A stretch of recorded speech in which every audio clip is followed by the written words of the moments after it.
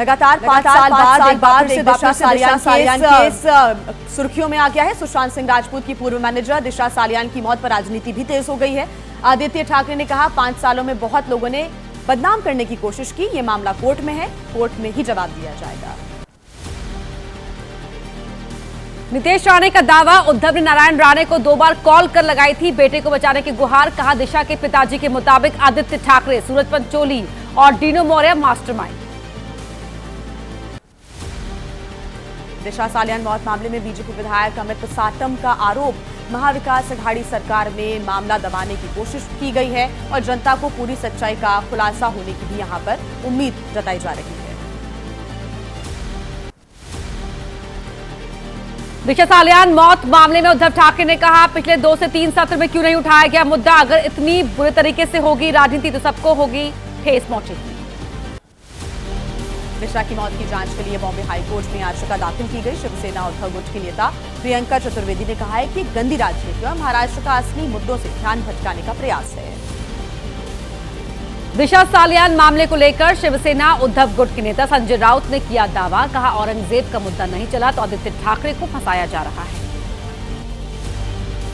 संजय राउत के बयान पर बोले शिवसेना शिंदे गुट के नेता मिलिंद देवड़ा, दिशा मामले में जल्द कानूनी प्रक्रिया के काम करने की उम्मीद है। विपक्ष ने उठाया था औरंगजेब का मुद्दा।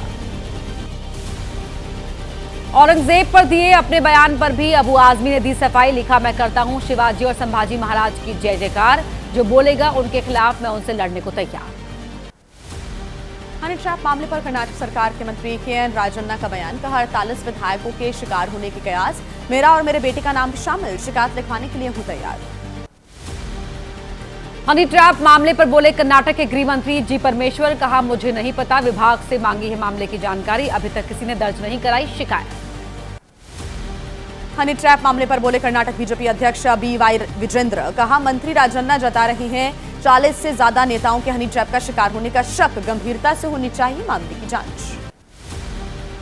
सिलचर असम यूनिवर्सिटी ने अपने कैंपस में छात्रों को इफ्तार पार्टी की इजाजत देने से किया इनकार। धर्मनिरपेक्षता का दिया हवाला, छात्रों ने फैसले को बताया अन्याय। इंडियन यूनियन मुस्लिम लीग की इफ्तार पार्टी में कांग्रेस अध्यक्ष मल्लिकार्जुन खड़गे और सोनिया गांधी ने हिस्सा लिया। अखिलेश यादव, शशि थरूर समेत कई विपक्षी नेता पार्टी में शामिल हुए। अब दिखाते हैं बड़ी खबरें।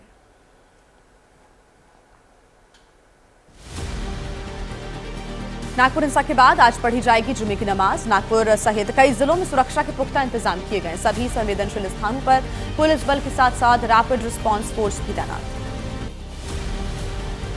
नागपुर हिंसा में 12 एफआईआर दर्ज, 100 लोग गिरफ्तार। आज मुख्य आरोपी फहीम खान समेत आरोपियों की पुलिस रिमांड खत्म, सभी को कोर्ट में किया जाएगा पेश। नागपुर हिंसा के पहले के कुछ सीसीटीवी फुटेज आए सामने। शिवाजी चौक के पास दिखी लोगों की भीड़, चौक के पास बनी मस्जिद के सामने इकट्ठा होते नजर आए लोग। नागपुर के दंगा प्रभावित इलाकों का दौरा करेगा कांग्रेस का प्रतिनिधिमंडल। महाराष्ट्र कांग्रेस अध्यक्ष हर्षवर्धन सपकाल ने बनाई ये समिति। 17 मार्च की रात को नागपुर में हुई थी हिंसा।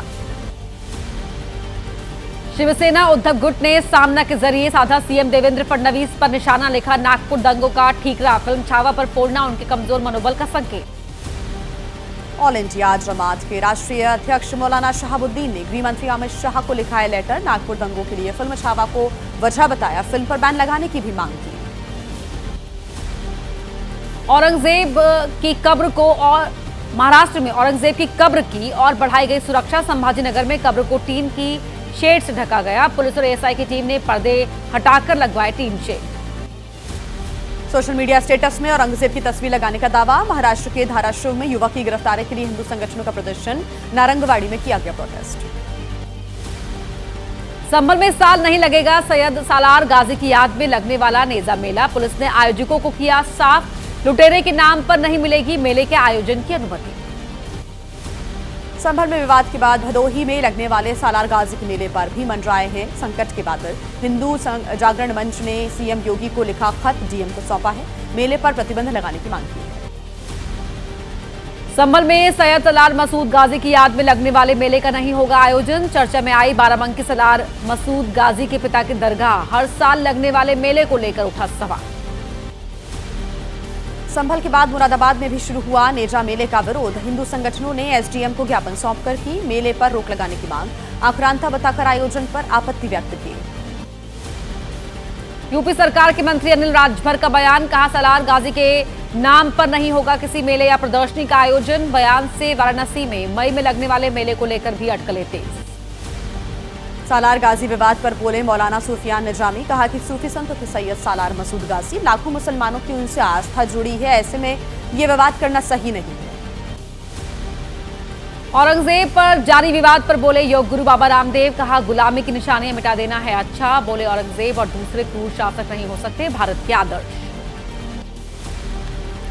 औरंगजेब और सालार गाजी विवाद को लेकर अखिलेश यादव ने प्रतिक्रिया दी, कहा असल मुद्दों पर पर्दा डालने के लिए ध्रुवीकरण की हो रही है कोशिश, बढ़ते अपराध का नहीं है सरकार के पास कोई जवाब। सालार गाजी विवाद पर बीजेपी के विधायक सुरेश्वर सिंह का बयान, सीएम योगी ने साफ कहा कि नहीं होगा किसी आक्रांता का महिमा मंडन, पुरानी परंपराओं को लाया जाएगा वापस। सालार गाजी पर चल रहे विवाद को लेकर यूपी कांग्रेस का बयान, कहा लोकसभा के नतीजों की वजह से उठाए जा रहे हैं ऐसे मुद्दे, मुख्य मुद्दों से ध्यान भटकाने की हो रही है कोशिश। एसबीएसपी के महासचिव अरुण राजभर का बयान, पूछा क्यों लगे सालार गाजी की मजार पर मेला। अकबर को बताया गया महान, लेकिन महाराजा सुहेलदेव की गई हमेशा अनदेखी, ऐसे मेलों को खत्म करे सरकार। औरंगजेब और सालार गाजी विवाद पर आम आदमी पार्टी के सांसद संजय सिंह का बयान, कहा बीजेपी और आरएसएस करती है लोगों को भड़काकर हिंसा फैलाने का कार्य, अंग्रेजों का चुप्पी साध लेते हैं दोनों। महाराष्ट्र विधानसभा में गुरुवार को सीएम देवेंद्र फडणवीस की बड़ी घोषणा, कहा अगर कोई गौ तस्करी में बार बार पकड़ा जाता है तो मकोका के तहत होगी उस पर कार्रवाई। और आइए अब आपको दिखा देते हैं राजनीति से जुड़ी हुई तमाम बड़ी खबरें फटाफट अंदाज में। संसद के बजट सत्र के दूसरे चरण का 8वां दिन आज राज्यसभा में गृह मंत्रालय के कामकाज पर हुई चर्चा के बाद विपक्ष के सवालों का जवाब देंगे गृह मंत्री अमित शाह। बीजेपी ने अपने लोकसभा सांसदों के लिए व्हिप जारी किया। आज लोकसभा में पारित होगा बजट, सभी सांसदों को लोकसभा में उपस्थित रहने का निर्देश दिया गया। कांग्रेस ने भी लोकसभा की कार्यवाही में शामिल होने के लिए जारी किया व्हिप। 3 लाइन के व्हिप के जरिए लोकसभा सांसदों को सदन में उपस्थित रहने का दिया निर्देश। बिहार कांग्रेस के पूर्व अध्यक्ष अखिलेश प्रसाद सिंह ने गुरुवार को राहुल गांधी से मुलाकात की, अपनी नाराजगी के अटकलों को खारिज किया, कहा दुखी नहीं प्रसन्न हूं मैं। यूपी 2027 विधानसभा चुनाव के लिए कांग्रेस ने जिला अध्यक्षों का किया ऐलान, सभी 75 जिलों में घोषित किए पार्टी के पदाधिकारियों के नाम। प्रयागराज में बनाए गए 3 जिला अध्यक्ष। यूपी कांग्रेस ने जिला अध्यक्षों और नगर अध्यक्षों की नियुक्ति में दी पिछड़े और दलित वर्ग को तवज्जो, 65% दलित ओबीसी वर्ग के नेताओं को मिली तरजीह। कांग्रेस की लिस्ट में प्रयागराज के बजाय किया गया इलाहाबाद नाम का इस्तेमाल। प्रयागराज में 3 में से 2 जिला अध्यक्ष मुस्लिम समुदाय से होने की वजह से भी उठे सवाल।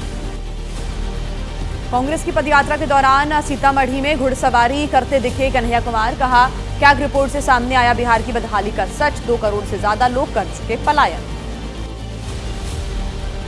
पटना के खेल कार्यक्रम में राष्ट्रगान के बीच लोगों को हाथ जोड़कर प्रणाम करने लगे नीतीश कुमार। प्रधान सचिव दीपक कुमार ने उन्हें रोका, विपक्ष ने उठाए सवाल। बिहार कांग्रेस ने एक्स पर सीएम नीतीश कुमार का वीडियो पोस्ट कर उठाए सवाल, लिखा बिहार के मुख्यमंत्री नीतीश कुमार जी की ये तस्वीर बहुत चिंतनीय है। नीतीश कुमार के वीडियो पर आरजेडी का निशाना। लालू ने लिखा राष्ट्रगान का अपमान नहीं सहेगा हिंदुस्तान। तेजस्वी ने लिखा कम से कम राष्ट्रगान का अपमान तो मत कीजिए।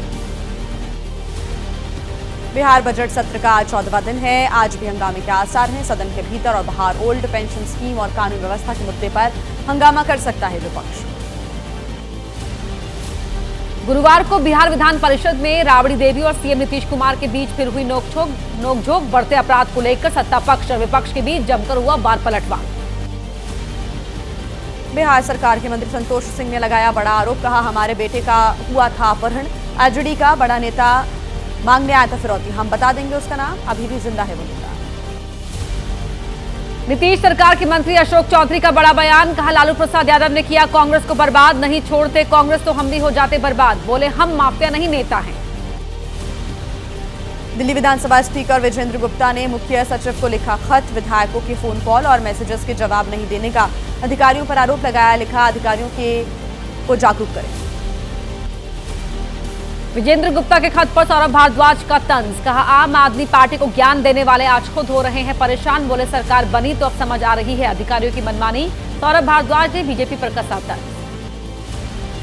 पंजाब के मोगा में डीसी दफ्तर के घेराव के दौरान आमने सामने आए पुलिस और किसान, जमकर धक्का मुक्की हुई। किसानों का आरोप, पुलिस ने नहीं करने दिया शांतिपूर्ण ढंग से धरना। खनौरी बॉर्डर से किसानों को हटाने के बाद संगरूर दिल्ली नेशनल हाईवे खोलने की तैयारी। पंजाब पुलिस ने 4000 जवानों के साथ चलाया था ऑपरेशन क्लीन। शंभू बॉर्डर पर भी 1 साल बाद शुरू हुआ ट्रैफिक, किसानों के टेंट ध्वस्त कर पुलिस ने रास्ता साफ किया। शंभू अंबाला हाईवे पर गाड़ियों की आवाजाही एक बार फिर शुरू हुई।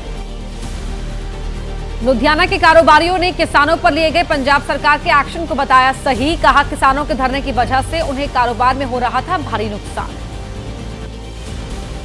किसान आंदोलन को लेकर आप सांसद संदीप पाठक का बयान, कहा किसानों की समस्या का समाधान सिर्फ केंद्र सरकार के पास है।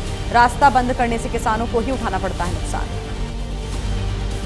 कांग्रेस प्रवक्ता सुप्रिया श्रीनाथ का बयान, कहा पंजाब में किया जा रहा है किसान आंदोलन का दमन। बोली बीजेपी और अमित शाह के इशारे पर किसानों पर कार्रवाई का हो रहा है शक।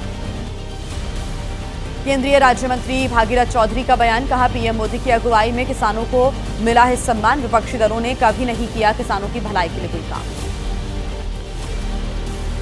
आज से शुरू होगा पंजाब का बजट सत्र। राज्यपाल गुलाब चंद कटारिया के अभिभाषण से होगी शुरुआत। 26 मार्च को पेश किया जाएगा बजट। 28 मार्च को होगा सत्र का समापन। पंजाब में बजट सत्र से पहले हुई भगवंत मान कैबिनेट की अहम बैठक। सीएम आवास पर हुई बैठक में शामिल हुए सभी मंत्री। बजट सत्र के एजेंडे को लेकर हुई बैठक में चर्चा। पंजाब कांग्रेस की सीएलपी बैठक आज। विधानसभा में सरकार को घेरने पर बनेगी रणनीति। बुलडोजर राजनीति और कानून व्यवस्था को लेकर सरकार को घेरने पर होगा विचार।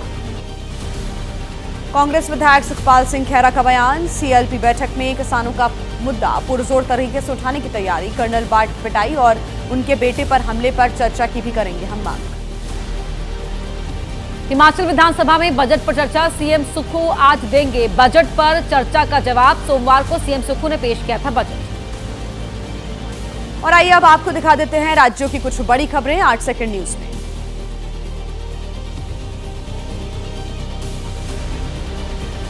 छत्तीसगढ़ में सुरक्षा बलों ने मार गिराए 30 नक्सली। बीजापुर में 26 और कांकेर में 4 नक्सलियों के शव मिले। मुठभेड़ में 1 जवान शहीद, 2 जवान घायल। केंद्रीय गृह मंत्री अमित शाह ने कहा आत्मसमर्पण नहीं करने वाले नक्सलियों के खिलाफ जीरो टॉलरेंस की नीति। 31 मार्च 2026 से पहले नक्सल मुक्त होने वाला है देश। केंद्रीय गृह मंत्री अमित शाह का आज से ओडिशा दौरा। 3 दिवसीय दौरे में कई विकास परियोजनाओं की करेंगे शुरुआत। झारसुगुड़ा में एक जनसभा को करेंगे संबोधित। आज से 23 मार्च तक बेंगलुरु में होगी संघ की प्रतिनिधि सभा की बैठक। बीजेपी अध्यक्ष जेपी नड्डा, बीएल संतोष लेंगे हिस्सा। संघ प्रमुख मोहन भागवत दत्तात्रेय होसबोले के साथ करेंगे उद्घाटन। और आज से संघ की प्रतिनिधि सभा की बैठक भी शुरू होगी। दिल्ली में आज लोकतंत्र विजय दिवस समारोह। दिल्ली के सीएम रेखा गुप्ता होंगी शामिल। बीजेपी अध्यक्ष वीरेंद्र सचदेवा और अन्य वरिष्ठ नेता भी लेंगे हिस्सा। यूपी के सीएम योगी आदित्यनाथ का आज अयोध्या दौरा। राम मंदिर और हनुमानगढ़ी में करेंगे दर्शन। कला और साहित्य महोत्सव में शामिल होंगे।